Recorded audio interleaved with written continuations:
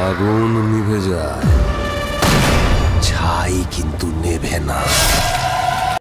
Finally most awaited film Raghu ডাকাতে pre teaser এসে গেছে।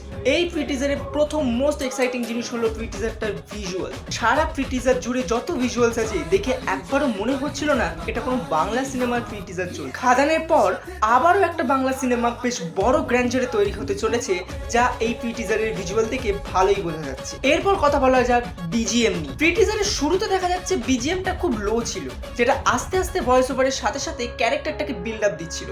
আর যখন ক্যারেক্টারটা এস্টাবলিশ হলো ফাইনালি, তখন বিজিএম ছিল একদম পিক লেভেলে, যা সত্যি গায়ে কাটা দিচ্ছিল। আর তার সাথে সাথে দেবের কপালে সিঁদুর লাগানোর সিনটা উফ, জাস্ট মাইন্ড ব্লোয়িং। এরপর কথা বলা যাক দেবের লুকস নিয়ে। এর আগের সমস্ত পোস্টার দেখে বোঝা গেছিল যে এই সিনেমায় দেবের অনেকগুলো লুকস হতে চলেছে, যেরকমটা আগে কখনো দেখা যায়নি। এরপর কথা বলা যাক আর্ট ডিরেকশন নিয়ে।